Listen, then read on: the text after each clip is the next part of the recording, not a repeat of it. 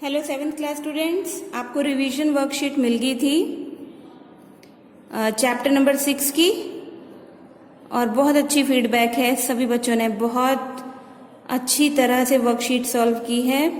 Now I am going to provide you revision worksheet solutions. Okay, solutions of day 6, यानी कि आपका जो chapter था डे 6 के लिए वो था फिजिकल एंड केमिकल चेंजेस। इस चैप्टर के बेटा हमने जो वर्कशीट दी थी आपको उसके ये हैं solutions. Okay, yes, your question number 1 was, क्या था आपका क्वेश्चन था rusting is a chemical process, you have to justify that. तो बेटा रस्ट जो है ना ये न्यू सब्सटेंस है, rust is a new substance. Okay, और हमने क्या पढ़ा था कि वो रिएक्शंस केमिकल होती हैं जिसमें न्यू सब्सटेंस बनता है and it is irreversible. Okay, irreversible का क्या मतलब होता है?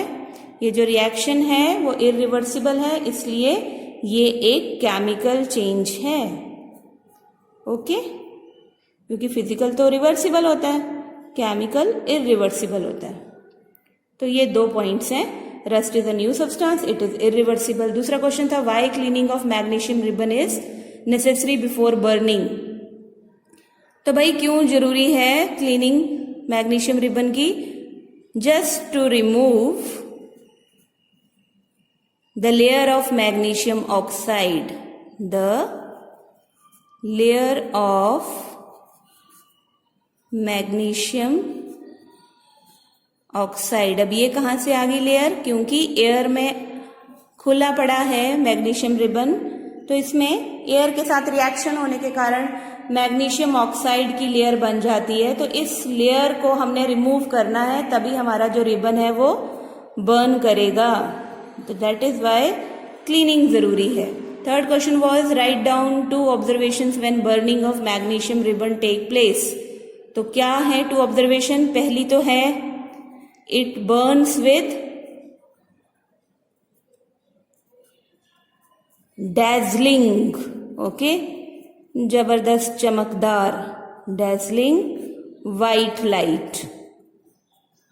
ठीक है, व्हाइट लाइट निकलती है जब ये बर्न होता है। ये पहली ऑब्जर्वेशन है, मैग्नीशियम रिबन को बर्न करोगे तो। दूसरी ऑब्जर्वेशन है white powder. Okay, white powder बनता है बेटा, व्हाइट पाउडर किसका? मैग्नीशियम ऑक्साइड का इज फॉर्म्ड। ओके, तो ये आपके पास 2 ऑब्जर्वेशन आ गई जब आप मैग्नीशियम रिबन को बर्न करोगे। Question number 4 is what is blue vitriol. तो ब्लू विट्रायल क्या है आपका? It is copper sulphate. Okay, copper sulphate को हम कहते हैं blue vitriol. Okay, now next is question number 5, what was that? Right down the reaction between copper sulphate solution with iron. तो आपने कॉपर सल्फेट सोल्यूशन है तो इसको aqueous लिखेंगे, इसमें आपने आयरन डाला है तो आपका जो बनने वाली है चीज दैट इज फेरस सल्फेट, जो कि होगा एक्वस की फॉर्म में और इसका कलर होगा ग्रीन। जो हमने कॉपर सल्फेट लिया था इसका कलर था ब्लू, प्लस हमें मिलेगी कॉपर। ओके, जो कि क्या है? ब्राउन डिपॉजिट है, ब्राउन डिपॉजिट है रिएक्शन में। Okay, so this is your reaction. Now question number 6, name the products formed by the reaction between carbon dioxide and lime water. तो बेटा हमारे पास जो प्रोडक्ट आएगा that is calcium carbonate. Okay, एक हमें calcium carbonate मिलना है प्लस हमें उसके साथ मिलना है water. Remember this.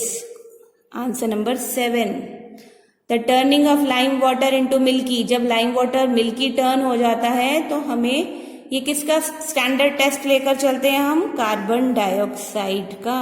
Okay, always remember कि अगर हमने कार्बन डाइऑक्साइड की प्रेजेंस चेक करनी है तो हमें पता चल जाता है जब लाइम वाटर मिल्की में चेंज होता है। नाउ क्वेश्चन नंबर 8 आपका ब्लैंक था। Dash acts as a natural shield against UV radiation. तो इसके लिए आपको आंसर में लिखना है ओजोन। ये एक अम्ब्रेला का काम करती है बेटा, जो हमें यूवी रेडिएशंस, जो हार्मफुल रेडिएशंस हैं सन की, उससे बचाती है। Now next is your answer number 9। Define galvanisation. तो गैल्वेनाइजेशन एक प्रोसेस है। It is the process of depositing. आपने डिपोजिट करनी है क्या? A layer of zinc. A layer of zinc on iron articles, on iron articles, ताकि उनमें जंग ना लगे, रस्टिंग ना हो। रस्टिंग से बचाने के लिए गैल्वेनाइजेशन की जाती है, ताकि एयर और वाटर से रिएक्ट ना करें। नेक्स्ट लास्ट क्वेश्चन है आपका, what was that? Crystallization is a dash change. Yes, यही था वो क्वेश्चन आपका 10th। तो it is a physical, okay, physical change, क्योंकि ये रिवर्सिबल है। फिर से आपको वाटर मिल जाएंगे, वाटर ऑफ क्रिस्टलाइजेशन, और अगर आप उसको सुखाते हो तो आपको क्रिस्टल्स मिल जाएंगे। तो it is a physical change. तो दिस इज योर असाइनमेंट।